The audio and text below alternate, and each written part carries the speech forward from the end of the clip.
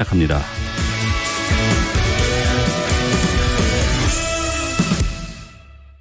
네, 99.8% 정부가 파악을 한 코로나19 백신 접종 예약자의 실제 접종률이라고 합니다.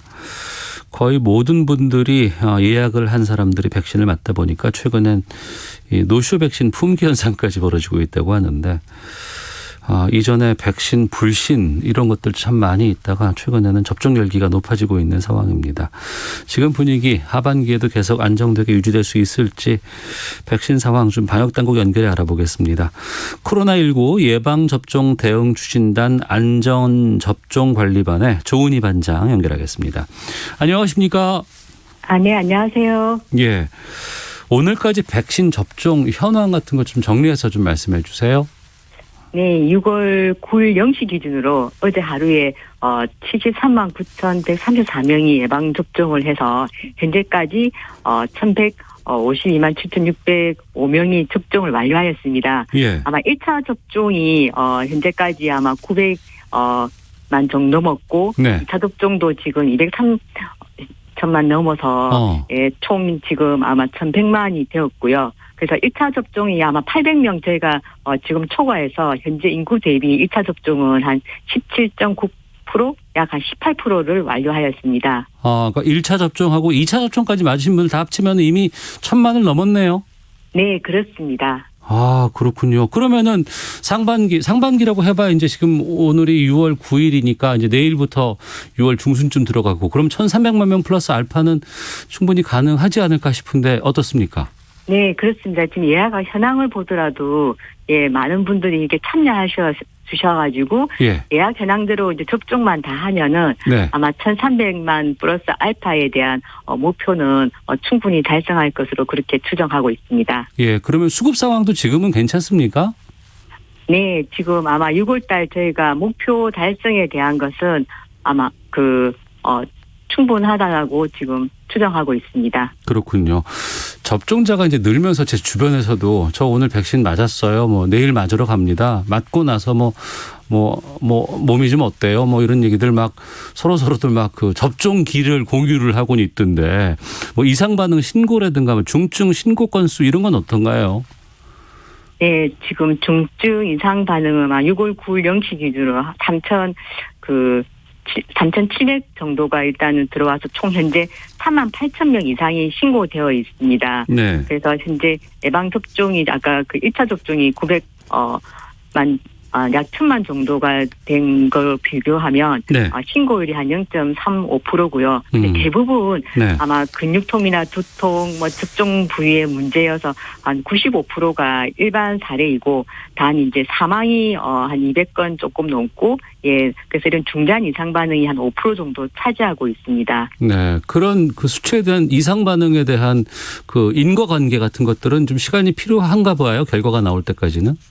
네, 아마 사망과 관련된 거는 저희가 한 지금 190건 일단 조사를 해서 인과관계가 없는 것으로 판정을 했고 중증 이상 반응에 대해서는 아마 3건 정도가 인과관계가 이루어졌습니다. 189건 정도를 제가 피해 조사반을 이루었는데 보통 지난번에 아마 제가 첫 번째 그 혈소판 감소성 혈전증이 한 건이 있고요.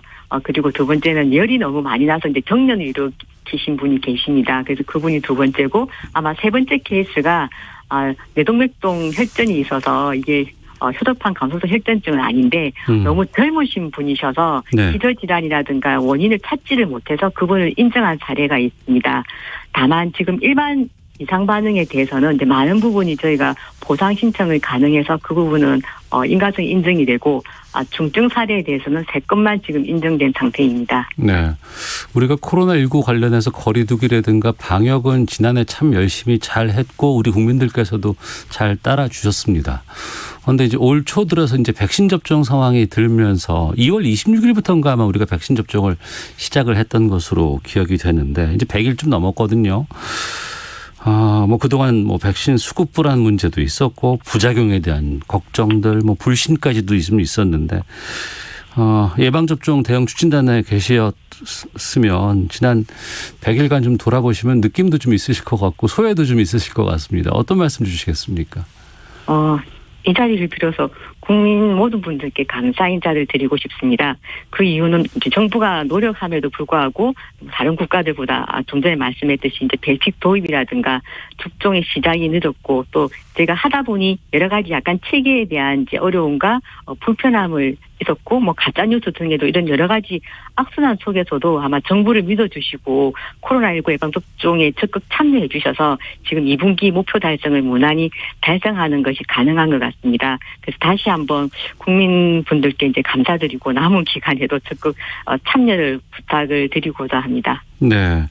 이번 주부터 60세에서 64세 고령층에 대한 백신 1차 접종 들어가고 또 30세 미만 군장병에 대한 화이자 백신 접종도 시작됐고 내일부터는 얀센 백신 지난번에 치열하게 예약 있었던 얀센 백신 접종도 지금 내일부터 시작됩니다.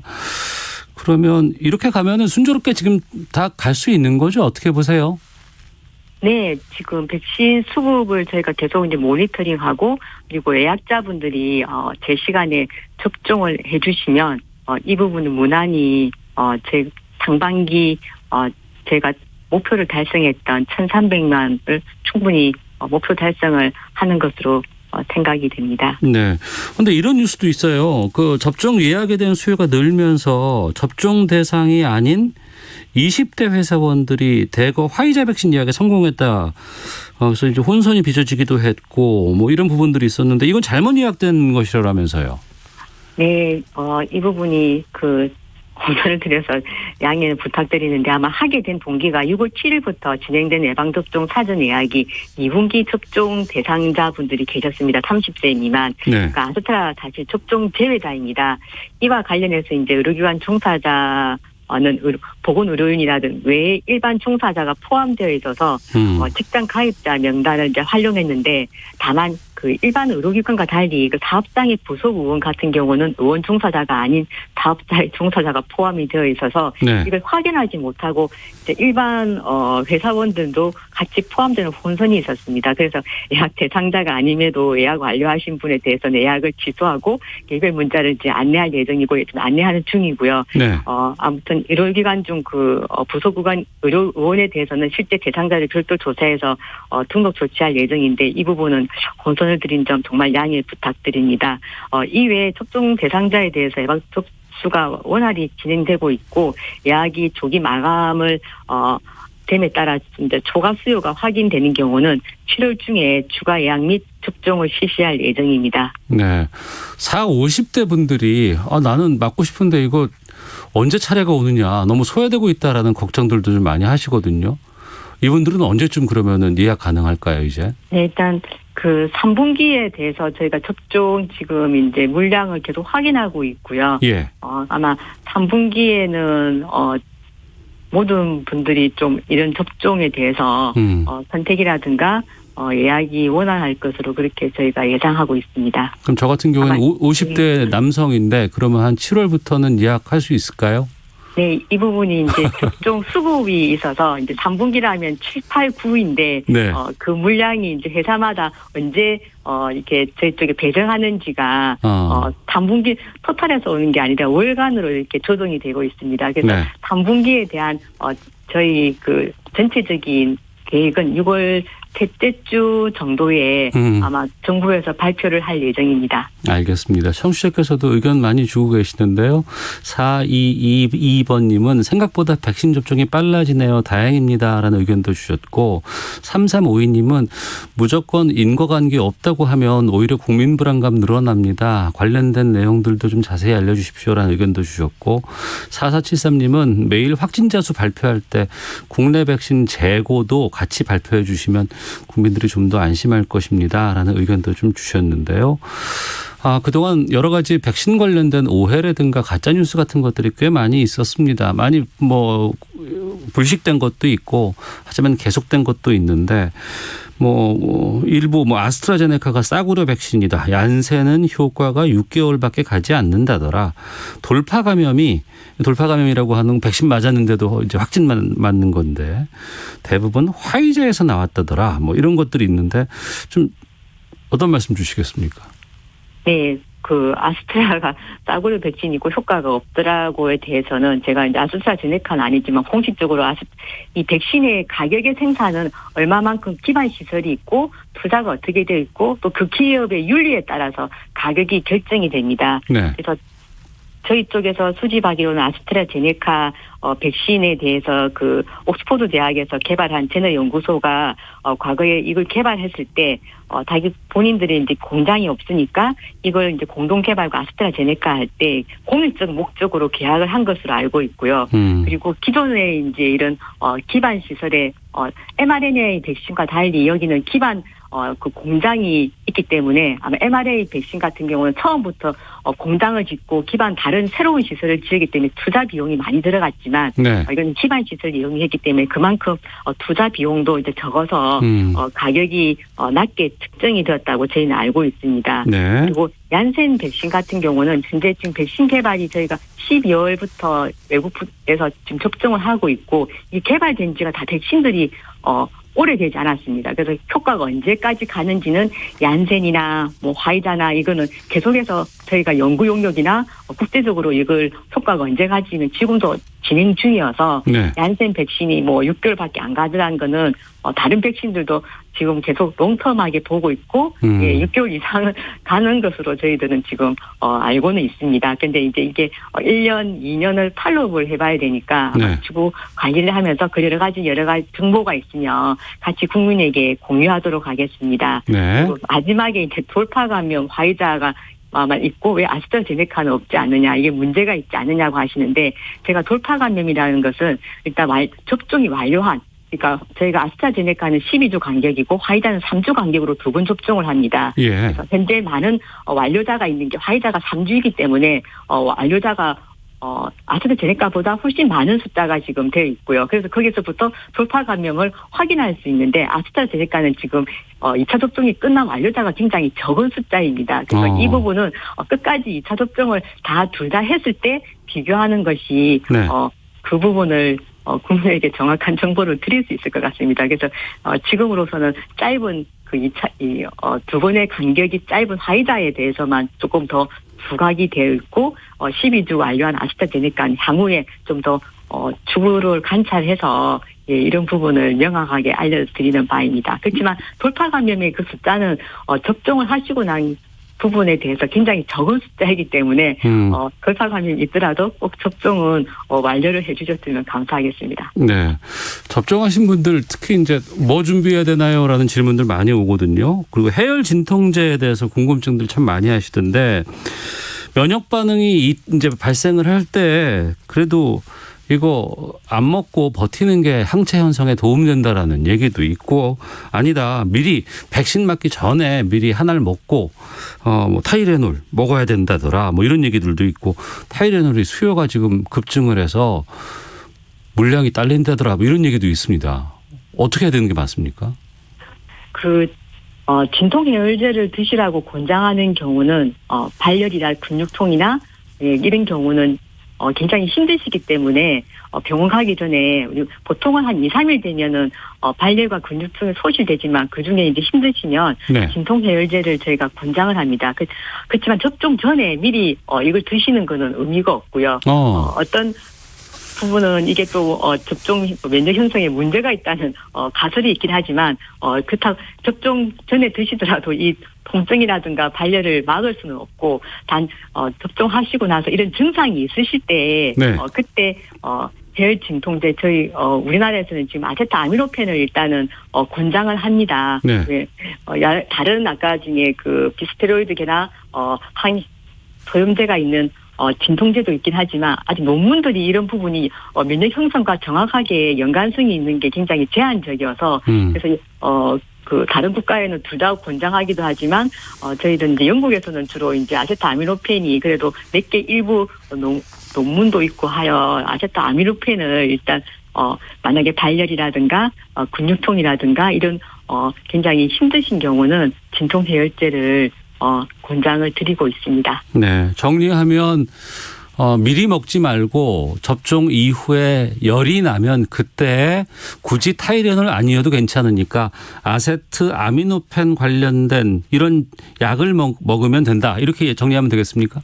네, 아세토아미노펜 약이 굉장히 다양하고 예. 특정 제품이 워낙 유명하셔서 하시는데 우리나라에 충분하게 아세토아미노펜이 많기 때문에 네. 똑같이 아세토아미노펜을 약국에서 이렇게 이제 요청하시면 예, 그 성분만 아세토아미노펜이면 다 같이 똑같은 효능을 나타나고 있습니다. 네, 알겠습니다. 청취자 2624님, 정부 방역당국을 믿고 따르면 제일 편하네요. 뭐 이렇게 의견 주셨고, 5324님은 일반 40대 국민들은 언제 맞는지 알려주세요. 3352님, 우리나라도 홍콩처럼 선택권 주면 안 되나요? 라는 질문도 주셨는데, 지금 우리가 아스트라제네카, 화이자, 얀센, 뭐 모더나도 곧 맞는다고 하는데, 이 선택권에 대한 얘기 참 많이 나오는데 어떻습니까, 이건?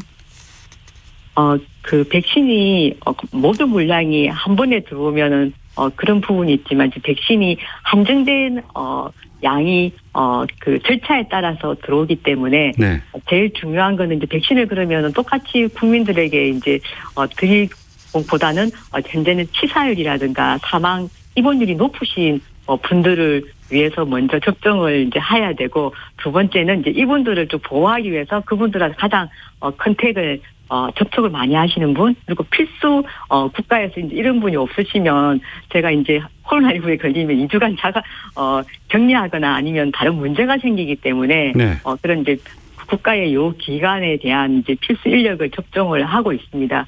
그래서 아마 3분기, 4분기 지금 접종 계획이 나갈 때, 접종 물량에 따라서 하반기는 어찌 될지는 모르지만 아마 이 원칙은 꾸준하게 그 물량이 절차에 따라서 가장 필요하신 분부터 배정을 할 수밖에 없기 때문에 현재 조금 어려운 점이 있지만 예 그분들 주의를 조금 상황을 좀 고려하셔서 좀 이해해 주셨으면 감사하겠습니다. 네. 그리고 백신 맞으신 분들에게 뭐 여러 가지 인센티브 제공한다는 이야기도 좀 나오곤 있습니다. 그리고 이거 증명하기 위해서 스마트폰으로 뭐 증명 같은 것들 이거 보내준다면서요? 네. 어떤 것들이 있어요, 그런 건? 지금 스마트 어플리케이션 앱을 활용해서 지금 전자증명서 또는 접종자가 보유한 그 조기 증명서를 활용해서 이제 완료 여부를 확인이 가능한데, 네. 그 전자예방접종소를 통해서 이제 출입 연구 방식을 동일하게 QR코드 간편하게 인증도 하고, 만약에 또 프린트가, 종이를 원하시면은 그 접종기관 방문하거나 또 그게 힘드시면 예방접종 도우미 사이트에 접속하시면 증명서를 출력도 할 수가 있습니다. 그래서 1차 접종자도 지금 앱으로 접종 사실 확인해서 가능하고 2차 접종자 증명서도 현장 발급 또는 발급 기간은 현재 또 접종 의료기관에서부터 시작해서 읍명동으로도 조금 더 넓게 뽑을 수 있도록 저희들이 지금 추진하고 있습니다. 그러면은 이제 1차 접종 이후에는 그 5인 이상 집합금지라든가 이럴 때 한 명 한 명 카운트해서 제외될 수도 있을까요, 이젠? 예, 이게 이제 인센티브라기보다는 현재도 지금 진행을 하고 있습니다만 그 예방접종 완료자에 대해서 그 모임도 조금 원활해지고 이제 요양병원 시설 대면 면회도 가능해지도록 조금씩 리스크가 크지 않은 선대로 이제 포함되고요. 아마 이제 2차 완료를 하시면 조금 더 그 일상생활에 조금 더 다가가는 여러 가지 방역 범위가 좀 완화될 것으로 저희가 아마 추진 중에는 있는 것 같습니다. 네. 많은 분들이 이제 올 여름에 해외여행 갈 수 있을까라는 기대들 참 많이 하고는 있는데 우선은 이제 전 국민들이 백신 접종 잘 하셔서 집단 면역 11월에 달성하는 것이 좀 중요하다고 생각이 좀 들고요.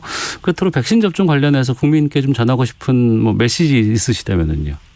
네. 그 예방접종 좀 전에 말씀드린 한 번 이상 받으신 분이 6월 1일부터 뭐 직계 가족 모임이라든가 요양병원 시설 대면 면회를 이제 가능했고, 가족과 친구, 뭐 이웃을 좀 더 이제 순조롭게 만날 수 있거나 일상생활 좀 과거로 돌아가기 위해서는 적극적으로 예방접종 해주실 것을 당부를 드리고요.